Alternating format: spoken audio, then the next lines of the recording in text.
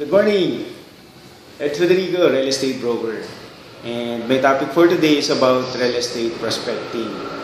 So first, let's define the word prospecting. Prospecting is seeking a potential customer. Not hoping, not dreaming, but seeking. No? Kailangan hanapin mo yung potential customer mo. And prospecting is very critical. Whether you are a new or a seasoned seller, no? Bago ka man sa industry ng real estate or matagal ka na sa industry ng real estate, very critical siya. No? Kasi prospecting, ito yung activity mo eh. Ito yung paghahanap mo ng client mo eh.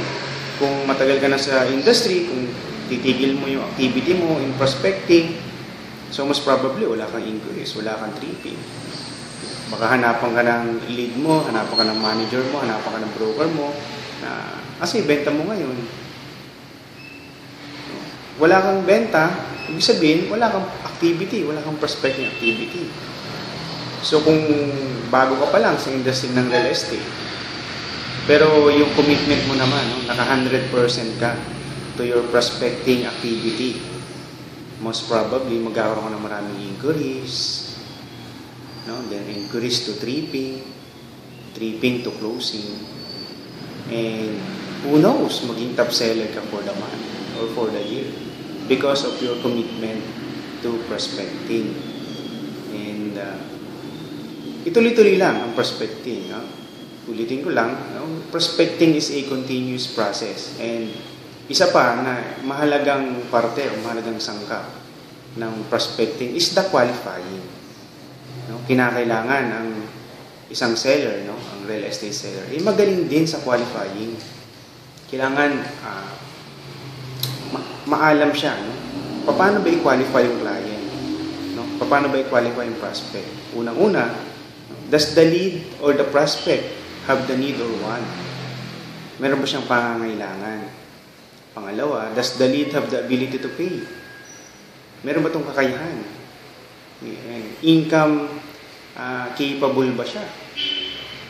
Number 3, does the lead have the authority to buy? Meron nga siyang ability to pay, may ability siya magbayad, meron siyang pangangailangan, pero does he have the authority to buy? Siya ba yung may authority? Number 4 is the lead eligible to buy? No, for example, kung Pag-ibig financing ang kukunin niyan, unang-una, isipin natin, Pag-ibig member ba siya?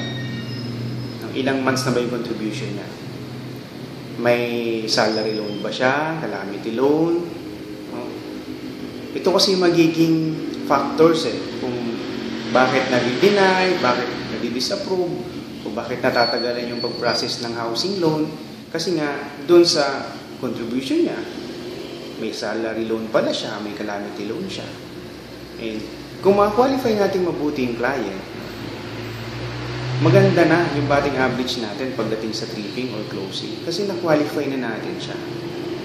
Ibig sabihin, nasala na natin yung client. Ibig sabihin, potential customer siya. I-separate natin yung good prospect to a bad prospect. Marami kasi na sinabi prospect. Hindi, prospect ko yan. Yung pala hindi pa naka-qualify.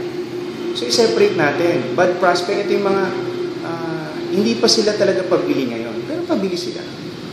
No? Naghahanap pa lang. Pero wala pa talagang need. No? Although may capability sila, eligible sila, pero wala pa silang need. So, wag natin silang ipasok agad into good prospect na invite natin agad for tripping and possible presentation. Okay? So, marami pa tayong pwedeng i-discuss through prospecting process, qualifying process, and so that's all for now. I'm Ed Federico, your real estate broker.